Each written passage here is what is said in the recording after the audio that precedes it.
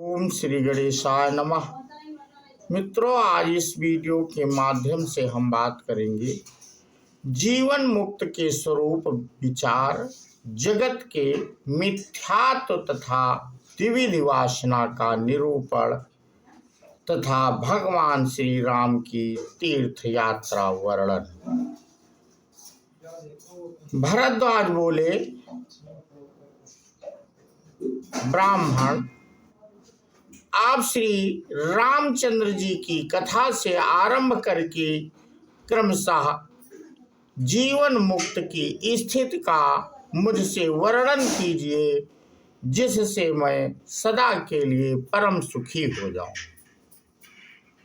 वाल्मीकि जी ने कहा, साधु पुरुष भरद्वाज जैसे रूप सहित आकाश में नील पीत आदि वर्णों का भ्रम होता है, उसी प्रकार निर्गुण निराकार ब्रह्मा में अज्ञानवश जगत की सत्ता का भ्रम होता है। यह जो जगत संबंधी भ्रम उत्पन्न हो गया है, इसे इस तरह भुला दिया जाए कि फिर कभी इसका स्मरण ही ना हो। इसी को मैं उत्तम ज्ञान मानता हूं। इस प्रपंच अत्यंत अभाव है, यह बिना हुए ही भासित हो रहा है। जब तक ऐसा बोध नहीं होता, तब तक कोई कभी भी उत्कृष्ट आत्मज्ञान का अनुभव नहीं कर सकता। इसलिए आत्मज्ञान का अन्वेषण, उसकी प्राप्ति के लिए प्रयत्न करना चाहिए। इस योग वशिष्ठ रूप शास्त्र का ज्ञान होने पर इसी जीवन में उस आत्म तत्व का बोध हो जाए, यह सर्वथा संभव ही है। वह होकर ही रहेगा। इसी उद्देश्य में शास्त्र का विस्तार प्रचार प्रसार किया जाता है। यदि तुम श्रद्धा भक्ति के साथ इस शास्त्र का श्रवण करोगे तो निश्चय ही तुम्हें उस आत्म तत्व का ज्ञान प्राप्त हो जाएगा, अन्यथा उसकी प्राप्ति असंभव है। निष्पाप भरद्वाज, यह जगद्रूपी भ्रम यद्यपि प्रत्यक्ष दिखाई देता है, तो भी इस शास्त्र के विचार से अनायास ही ऐसा अनुभव हो जाता है कि यह है ही नहीं।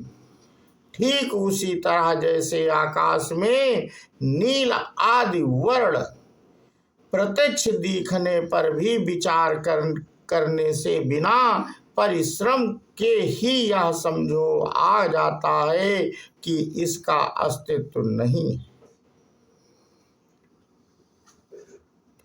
यह दृश्य जगत वास्तव में है ही नहीं, ऐसा बोध होने पर जब मन से दृष्टि प्रपंच का मार्जन निवारण या अभाव हो जाए, तब परम निर्वाण स्वरूप शांति का स्वतः अनुभव होने लगता है।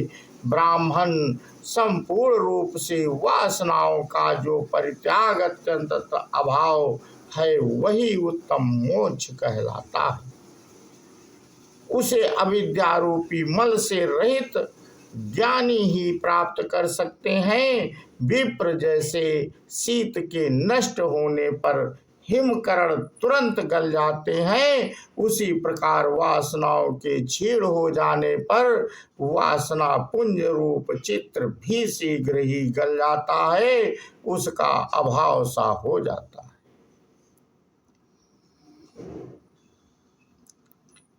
वासना दो प्रकार की बताई गई है,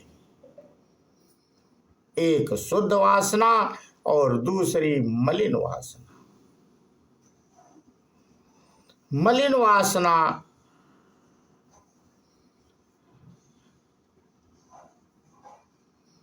जन्म की हेतुभूत है।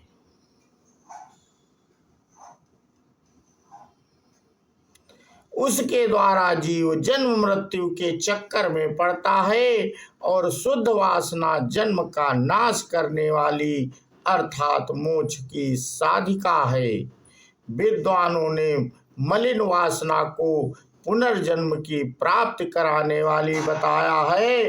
अज्ञान ही उसकी घनीभूत आकृति है तथा वह बढ़े हुए अहंकार से सुशोभित होती, जो भुने हुए बीज के समान पूर्व जन्म रूपी अहंकार को उत्पन्न करने की शक्ति को त्याग कर केवल शरीर धारण मात्र के लिए स्थित रहती है।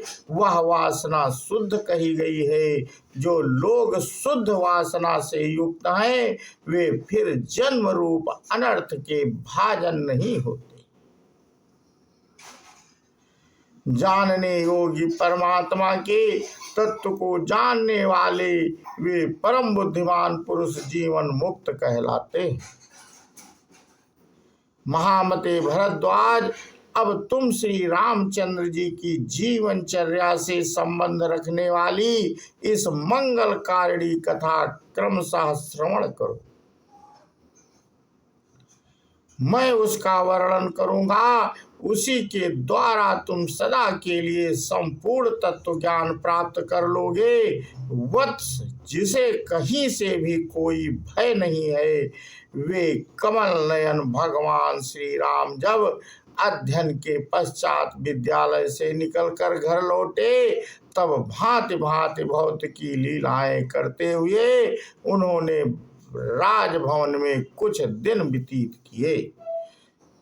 तदंतर कुछ समय बीतने पर जबकि राजा दशरथ भूमंडल के पालन में लगे थे और प्रजा वर्ग के लोग रोग शोक से रहित हो बड़े सुख से दिन बिता रहे थे, एक दिन अनंत कल्याणमय गुणों से सुशोभित होने वाले श्री रामचंद्र जी के मन में तीर्थों तथा पूर्णिमय आश्रमों के दर्शन की अत्यंत उत्कंठा जाग उठी। तब श्री राम ने पिता के पास जाकर उनके चरण कमलों में प्रणाम किया और इस प्रकार कहा।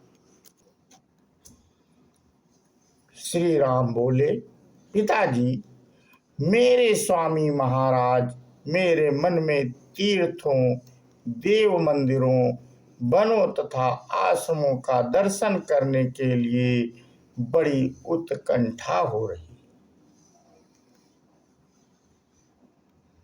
आपके समक्ष मेरी यह पहली याचना है, आप इसे सफल करने योग्य हैं।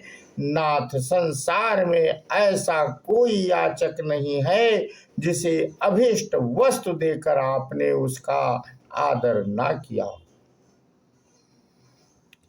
श्री राम पहली बार प्रार्थी होकर राजा के समक्ष उपस्थित हुए थे। उनके इस प्रकार प्रार्थना करने पर राजा दशरथ ने वशिष्ठ जी के साथ विचार करके उन्हें तीर्थ दर्शन के लिए आज्ञा दे दी। उस समय शुभ नक्षत्र और शुभ दिन में ब्राह्मणों ने आकर उनके लिए स्वास्थ्य वाचन किया।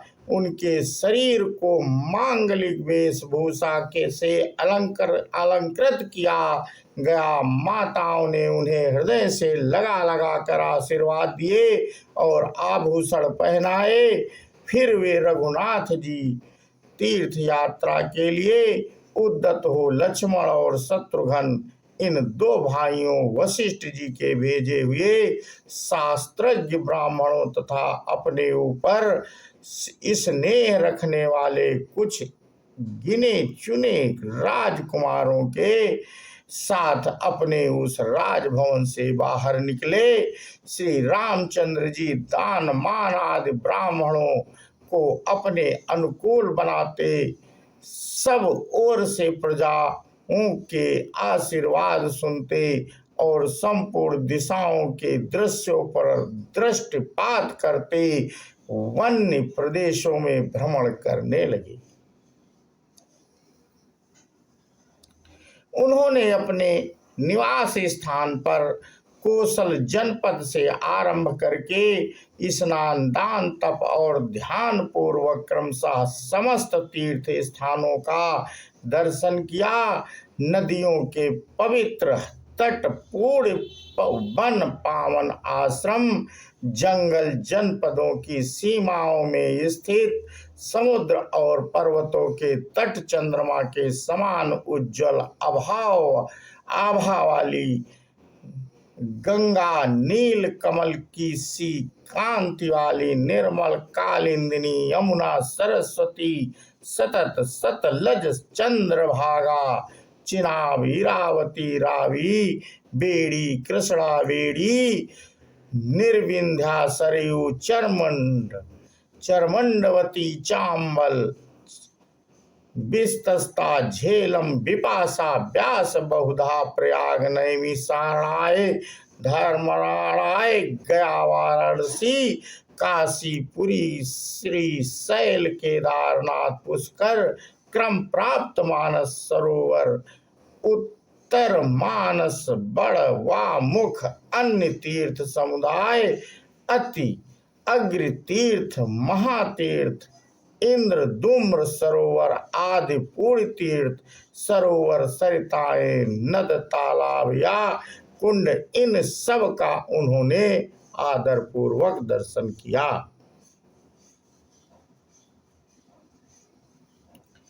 स्वामी कार्तिकेय सालग्राम स्वरूप श्री विष्णु भगवान विष्णु और शिव के 64 स्थान, नाना प्रकार के आश्चर्यजनक दृश्यों से विचित्र शोभा धारण करने वाले, चारों समुद्रों के तट, विंध्य पर्वत और मद्रांचल के कुंज, हिमालय आदि 7 कुल पर्वतों के स्थान तथा बड़े बड़े राज ऋषियों, ब्रह्म ऋषियों, देवताओं और ब्राह्मणों के मंगलकारी पावन आश्रमों का भी श्री रामचंद्र जी ने श्रद्धा पूर्वक दर्शन किया।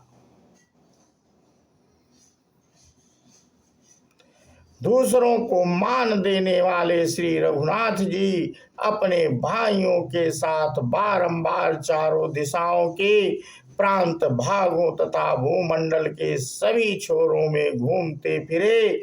जैसे देवता आदि से सम्मानित भगवान शंकर संपूर्ण दिशाओं में विहार करके पुनः शिवलोक लौट आते हैं, उसी प्रकार रघुनंदन श्री राम देवताओं, किन्नरों तथा मनुष्यों से सम्मानित हो इस संपूर्ण भूमंडल का अवलोकन करके फिर अपने घर लौट आए। तो मित्रों, आज का प्रसंग हम यहीं पे समाप्त करते हैं और इसके आगे की कथा मित्रों हम अपने अगले वीडियो के माध्यम से आप लोगों से साझा करेंगे। बोलो श्यावर रामचंद्र की जय, हनुमान जी की जय। जय हिंद, जय भारत, वंदे मातरम।